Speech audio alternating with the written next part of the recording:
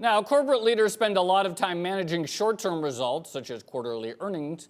Doing so can come at the expense of long-term interests. Fortuna Advisors CEO and founder Gregory Milano wrote a book on this so-called short-termism called Curing Corporate Short-Termism, Future Growth versus Current Earnings. And that's set for release next month.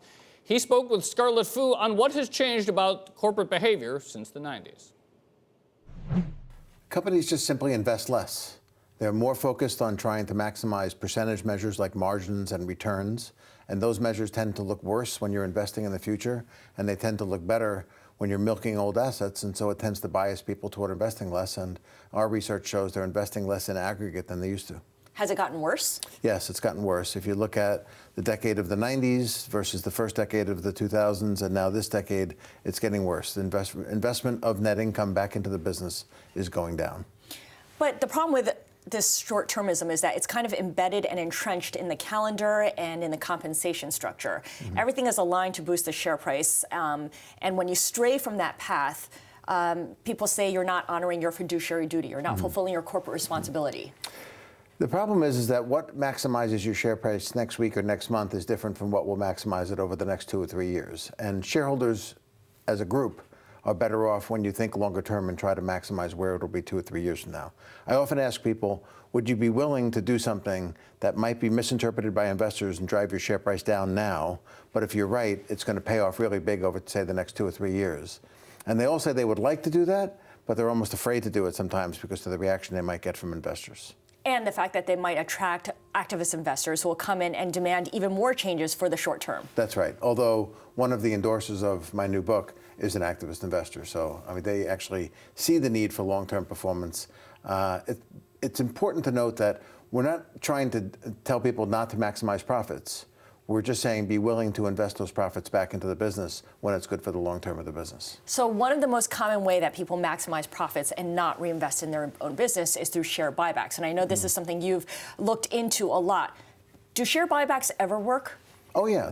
There are times when a stock price dips and a company can take out an unusually large number of shares for a period of time by doing buybacks, and that benefits the remaining shareholders. When the share price bounces back, it tends to go higher because there are fewer shares.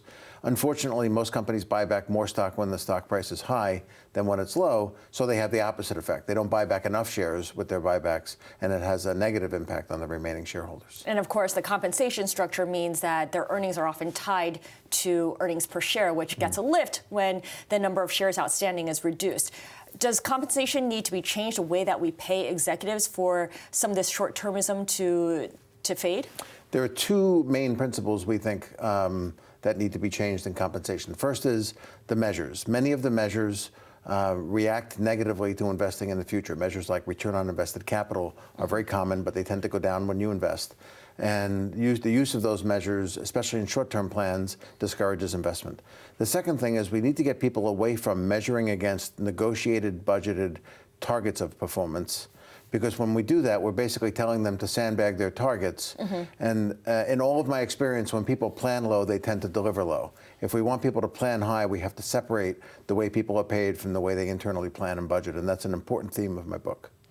Does anyone do this correctly? Does anyone address this in the way that would benefit long-term results and benefit the company in the long term and not just get the pop in the short term?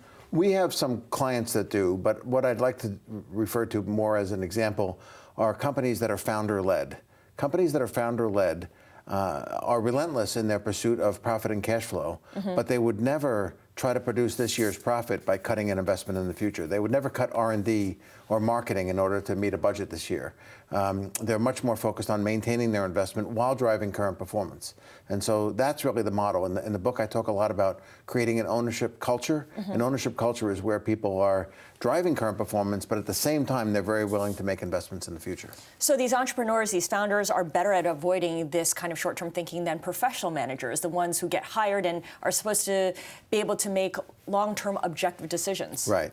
Some of it is just their makeup. That's why they became founders of companies, and that's why they were successful at it. But some of it is also the fact that their long-term wealth is so inextricably tied to the success of the organization over the long term that how they get there in the short term doesn't matter as much to them as actually getting there.